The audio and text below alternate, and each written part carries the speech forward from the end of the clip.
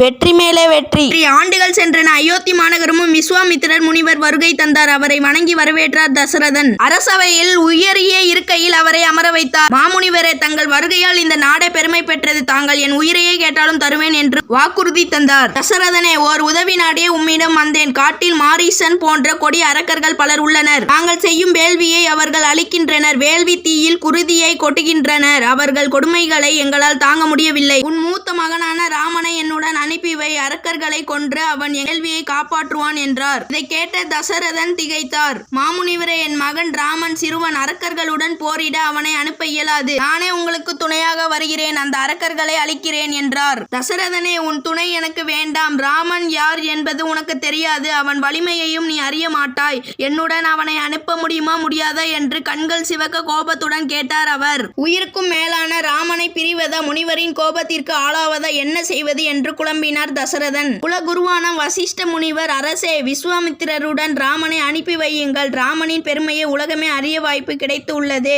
இதனால் நன்மையே விளையும் என்றார். ராமனை அனுப்ப தசரதன் தயக்கத்துடன் ஒப்புக்கொண்டார். ராமனும் இலக்குவனும் அரசவைக்கு வந்தார்கள். முனிவர் விஸ்வாமித்திரரின் திருவடிகளை வணங்கினார்கள். அவர்களை பார்த்து தசரதன், முனிவரின் சொற்படி நடந்து கொள்ளுங்கள் என்றார். இளவரசர்கள் இருவரையும் அழைத்து கொண்டு விஸ்வாமித்திரர் புறப்பட்டார். அடர்ந்த காட்டு வழியே அவர்கள் பயணம் செய்தார்கள். இனிய கதைகள் பலவற்றை அவர்களிடம் சொன்னார் விஸ்வாமித்திரர். பல நாட்கள் நடந்து அவர்கள் தண்டக காட்டை அடைந்தார்கள். ராமா, கொடிய அரக்கி தாடகை என்பவள் இங்கே இருக்கிறார். மாயங்களில் வல்லவர்களாகிய மாரீசனும் சுபாவும் அவளின் மகள்கள். அவர்கள் செய்யும் கொடுமைகளுக்கு அளவே இல்லை. எங்கள் வேள்வியில் இறைச்சியையும் குருதியையும் கொட்டுகிறார்கள். வேள்வி செய்பவர்களை அடித்து விரட்டுகிறார்கள். அரக்கி தாடகையை உன்னால் தான் கொல்ல முடியும். அதற்காகவே உன்னை அழைத்து வந்தேன் என்றார் முனிவர். தங்கள் கட்டளை எதுவானாலும் நிறைவேற்றுவேன் என்றான் ராமன். தன் வில்லில் இருந்த நாணை தட்டி பேரோசை எழுப்பினான். அந்த ஓசை காடெங்கும் எதிரொலித்தது. ராமன் வில்லின் பேரோசை தாடகையின் செவியிலும் விழுந்தது. நான் வாழும் காட்டில் எவன் வில்லோசை எழுப்புவது? என்ன துணிவு! அவனை என்ன செய்கிறேன் பார் என்று கோபத்துடன் எழுந்து கர்ச்சித்தாள். பெரிய பாறை ஒன்றை தூக்கினாள்.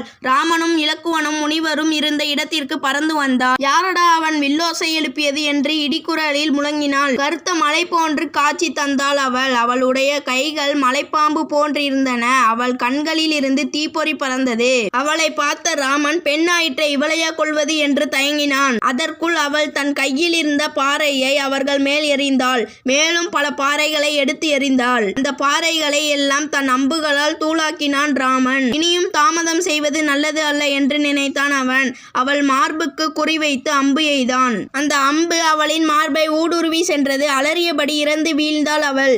இதை பார்த்த முனிவர், ராமா, கொடிய அரக்கியை கொன்றுவிட்டாய். உன் வீரத்திற்கு என் பாராட்டுகள் என்றார். பிறகு அவர்களை தன் இருப்பிடத்திற்கு அழைத்துச் சென்றார். அங்கிருந்த முனிவர்கள் ராமனையும் இலக்குவனையும் வரவேற்றார்கள். முனிவர்களை, மாவீரன் ராமன் கொடிய அரக்கி தாடகையை கொன்றுவிட்டான். இனி நீங்கள் எந்த இடையூறும் இன்றி வேள்வி செய்யலாம் என்றார் விஸ்வாமித்திரர். இறந்தால் என்ன? அவள் மகன்களான மாரீசனும் சுபாவும் உள்ளார்களே, அவர்கள் வேள்வியை அளிப்பார்களே என்றார்கள். இதை கேட்ட ராமன், உலகம் நலம் பெற வேள்வி செய்யுங்கள். நானும் இலக்குவனும் காவல் இருக்கிறோம். வேள்விக்கு இடையூறு ஏற்படாமல் பார்த்து கொள்கிறோம் என்றான். முனிவர்கள் வேள்வி செய்ய தொடங்கினார்கள். ராமனும் இலக்குவனும் தூங்காமல் விழித்திருந்து காவல் காத்தார்கள்.